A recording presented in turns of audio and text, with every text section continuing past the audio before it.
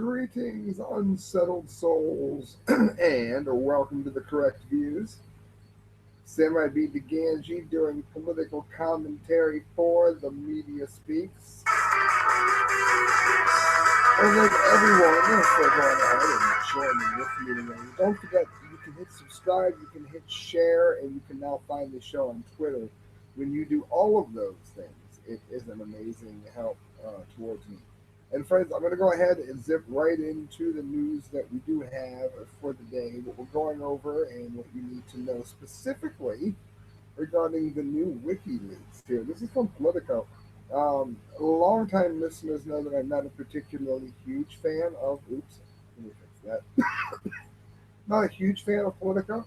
They're clearly, they'll clearly do anything to push forward a socialist agenda.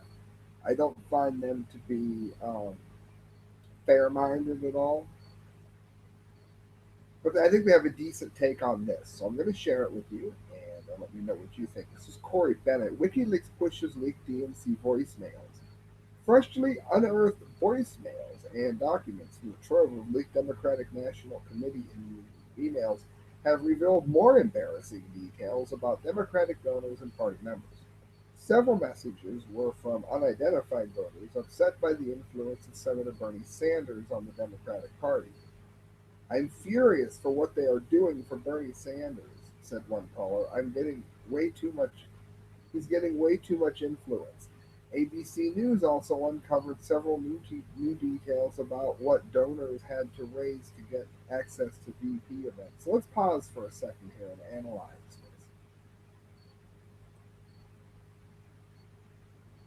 This is the kind of cheating that you see before countries have a complete and total collapse in terms of the voting power and the structure of the average person.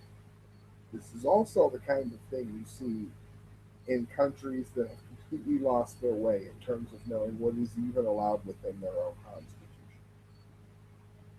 The shirtless president, O'Malley, the shirtless president, he didn't get a say. He didn't get a voice.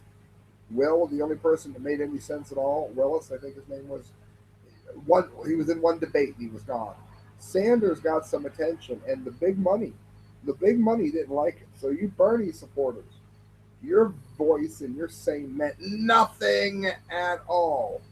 So the next time you think, oh, it's time that we unify as a party, it's time that we get together. Let me tell you what, no matter what you may or may not like about Donald Trump, and you could argue that there's ample room for both, one thing that you cannot say is that Donald Trump cheated his way into succeeding. And that looks to be exactly what we're seeing here regarding Mrs. Clinton. The surfacing of the files just hours before President Barack Obama was set to speak at the Democratic National Convention is sure to raise more questions about leakers' intent to disrupt Hillary Clinton's campaign during the party's campaign convention. Let me tell you why.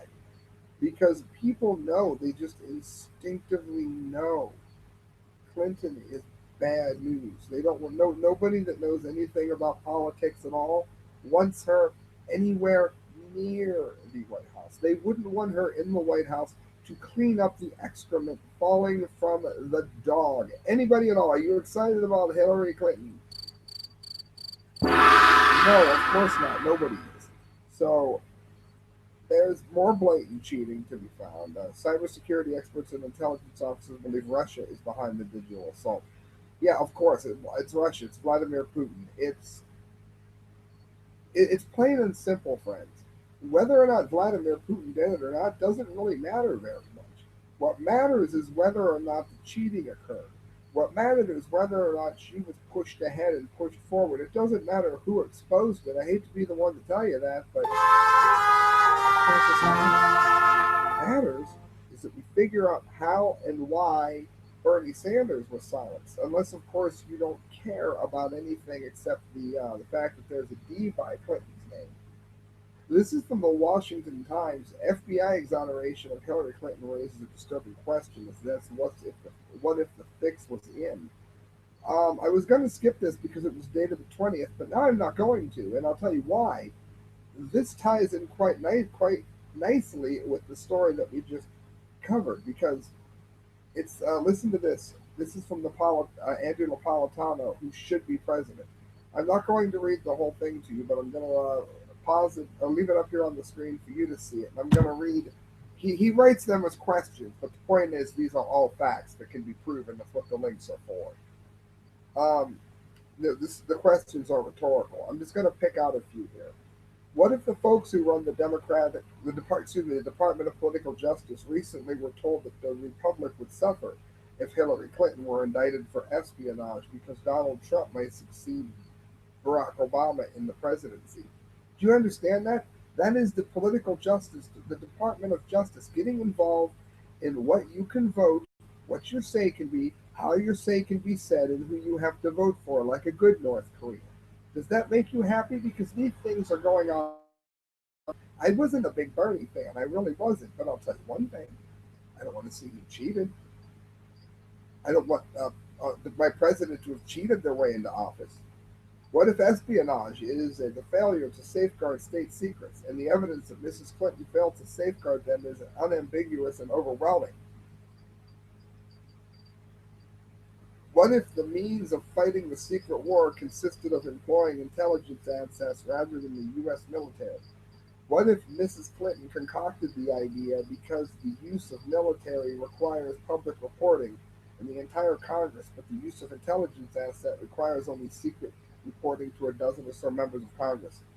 That's a long, wordy sentence that is saying, what if she got around having to start the war, which she thought would be beneficial to her political career?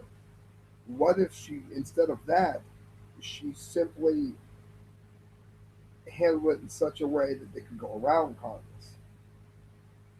Um, what if, when Mrs. Clinton suggested to the president that the United States wage a secret, undeclared war against Libya, the president went along with it as a no lose proposition? What if he assumed that if the secret war succeeded, he'd get the credit, and if the secret war failed, then she'd get the blame? In other words, nobody ever cared about the legality or the process of law here, or whether or not the war was justified. It was just a bunch of political maneuvering that had the names of your dead sons and daughters on it. What if Mrs. Clinton expanded her war by permitting American and foreign arms dealers to bypass the NATO arms embargo on Libya by selling heavy duty military grade arms directly to militias in Libya? You're understanding what all of this means here? These aren't just questions that are asked for no reason at all. These are facts. What if, after the ascendancy of Donald Trump in the Republican presidential primaries, the president warmed up to his former rival? What if Mr. Trump so got under the president's skin that it drove him to embrace Mrs. Clinton as his chosen successor? And as one Democrat could prevent a Trump presidency? Very interesting things. This is bad. This is very bad. A lot of this could be used depending on what was hacked. Here's another problem with the hacked emails, particularly if Russia got a hold of them. Let's say that everything that you're hearing about Russia is true. We heard today the Democratic National Convention sure attacked you, didn't they? Okay, so let's play. Let's say, okay, Vladimir Putin has secrets on Clinton that could be politically damaging, perhaps on the world stage. He could use that as leverage over her quite easily, and he's even give it to other leaders to do the same. And this could be used as a detriment. This could cause her to have favoritism towards agreements which may not be in you and I's best interest or the country's best interest, and done simply for the good of her political career. And if you somehow don't think that she would do that, let me tell you something. You haven't been paying attention to the show because we've just gone over the kinds of things that they can and will and are doing. Friends, moving on here, I wanted to get to it ever so quickly. It is brought to you by Sticker Junkie, and if you have not been to Sticker Junkie, then you are missing out greatly. What you do is you go to this site, and on checkout, type in correct views or the correct views. Not only are you going to get a discount in stickers that look this good, but you're going to get another discount because you're a listener of the show. So make sure you go stickerjunkie.com. This is from boredomtherapy.com. And I think it's their first time on the show. So I guess it's a welcome in order due for that place. He finds this box hidden in a trapdoor in his closet. What's locked inside? Unbelievable. Everyone dreams about finding a hidden room or a secret passage in their home, yet as much as you search for every square inch of every room, you never find anything more than a loose board and a few spare shelving brackets. This man, however, found something in his new house that he never could have predicted. After moving in some boxes, he found something embedded in the floor that he had noticed before. Little did he know what he was about to uncover. Now, I'm just going to scroll this down here, but basically, he found old, old coins. It looks like I do believe. There you can see the door. Some of this stuff is borderline priceless. Look at this. Just mind blowing the kind of luck that some people have. Bam! A real life treasure chest. All those coins contained, including dollars and British pounds. Some of the coins dated back to over a century ago. This one's 1885 there that you're looking at on screen share here. Just astounding. An old silver surfer card. I guess it was also something from the Girl Scouts or something. But truly amazing. Old find here. I thought that was an interesting story, and if you didn't, then there's something wrong with you. You're no fun. It was from Christelle, and here is what you're waiting for then. The dumbdee of the day. Dumbdee of the day, of course, brought to you by the Seacrest Motel. If you're smart, you're going to go to the Seacrest Motel, and when you do, you're going to let, much like you did with Sticker Junkie. You're going to let them know you heard about it on the correct views, and you're going to get a savings. Finland man thrown in prison for using excessive self defense against home invaders. I'm going to see how many people on a philosophical level can stay with me here for just a moment.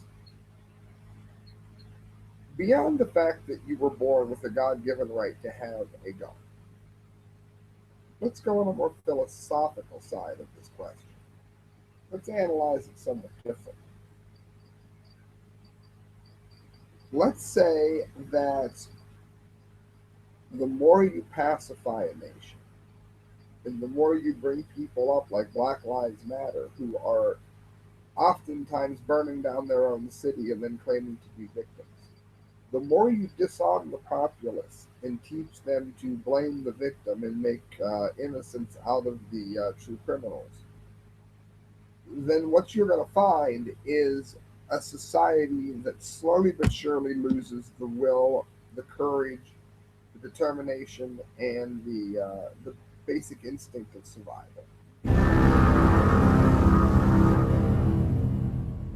This is one such story. One man armed only with a knife fought off three robbers with a gun. You'll see why it's getting the dumbie of the day here in a minute. Leftists in Finland have thrown a man in jail for using excessive self-defense to fight off a home invasion. Let me go back to screen share because you're not going to believe me if I don't. A homeowner in Finland has been sentenced to 4 years in jail and a hefty fine, 4 freaking years, after fighting off three intruders who attempted to rob his house. The thieves, it says, meanwhile got lesser prison terms and are to be paid damages by their victim. This is what happens when excessive liberalism, excessive leftism, it completely rots the mind like a cancer. In April, the 35-year-old man from Helsinki, in a town in 500 kilometers north of the Finnish capital, Helsinki, heard a knock on the front door of his suburban house, it says, and he rushed to open it. As soon as he unlocked it, three strangers rushed in and launched at him, toting baseball bats and a gun. The man retreated to the kitchen where he found a knife and was able to overpower the intruders, two men and one woman. So one man, armed only with a knife, fought off three robbers with a gun. And rather than get the Medal of Honor, it says he is gunning a jail sentence. The court, if you could even call it that, spent nearly 4 months examining the case to come up with an unexpected ruling. The homeowner has been convicted of excessive self defense and attempted manslaughter. If you break into my house, I'm probably going to try to kill you.